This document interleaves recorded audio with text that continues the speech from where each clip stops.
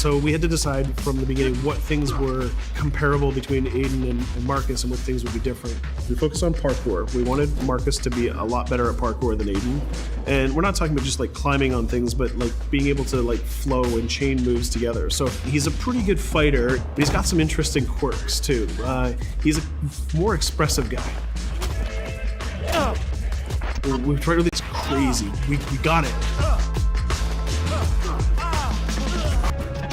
The new idea for hacking in Watch Dogs 2 is to let the player create his own solutions. We're adding a lot more depth to hacking. So you have a lot more control, a lot more flexibility in how you hack the world. So one big category of hacking in Watch Dogs 2 is the entire branch of pushing remote controls to its limit. One of the big things on Watch Dogs is hacking vehicles. I think this is a real game changer because vehicles are everywhere in the world, and if you can hack into the drive system of a car, you can pretty much drive it wherever you want. So making sure if you see a forklift in the world, it shouldn't be a forklift. You can just like move the box up, down. You should, just like a camera, press a button and become that thing. One of the core things that we're doing is we're opening up the game with Watch Dogs 2. You can hack every character. You can hack every car in the game. And you can hack most of the electronics within the city. So that's a lot of... So if you want to play the game completely non-lethal and not actually kill anybody, you can totally do that. We're playing with a lot more crafted items and a lot more of little devices that you can use. One of the things that people kind of like that we've done, they really like what we've done, is we've created toys for Marcus. He has an RC jumper. It's got little wheels, and it's even got this little robotic arm that he can sort of deploy, and he can interact with things. He can unplug things and replug them and take out screws. It's a neat little toy.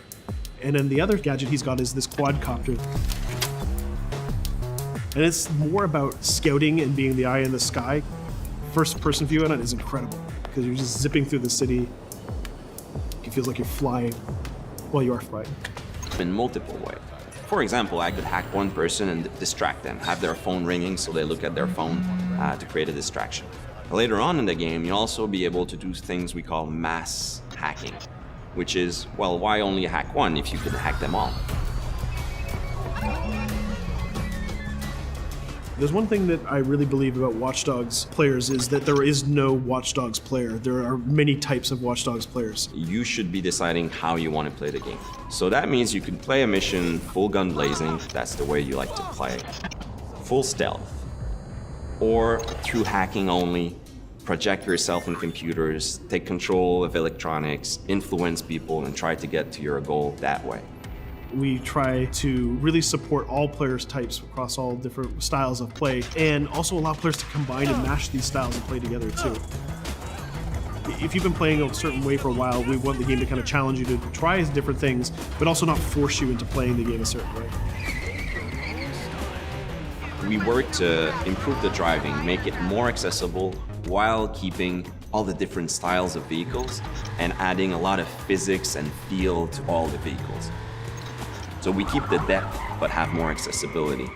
The team is super happy with the result we've had, and I hope gamers will be just as excited.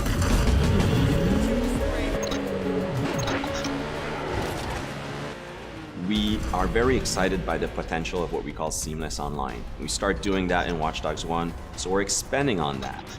We cross path with friends in the city. So you playing in single player and you're crossing path with another player who's also playing in single player. Both of you are members of DedSec, so you're friends, and you can just walk up to each other, you'll say hello, hit the button, and form a co-op team.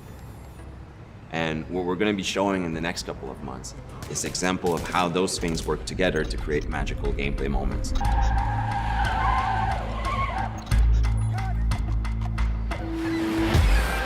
The city of San Francisco and the whole Bay Area is exciting. It's vast. You're going to find a ton of things to do that are unique to you. Basically build your own moments. Create a situation that you start laughing at and you say, wow, this happened, and you want to share it with friends. You don't want to just be like a roller coaster or a theme park ride where I go through all the same beats as everybody else. You decide what you want to be spending your time doing.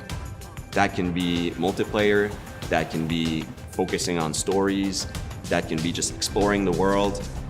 Whichever activity you do, we're going to make sure you get rewarded to get you closer to the end game.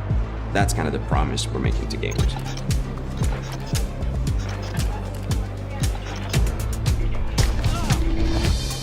You always know it when something starts to click, it starts to work. Everything changed. You stop seeing individual components, animations, or texture maps, or vehicles. You just start to see the experience as a whole. It changes on the floor. People get excited about it. This is it. It exists. We are always making the game with the player in mind. They have always been the driving force. When you come with a sequel that really earns its due, you know, that really does a lot of new things, that has a lot of surprises, it's a great feeling. In the end, there's nothing more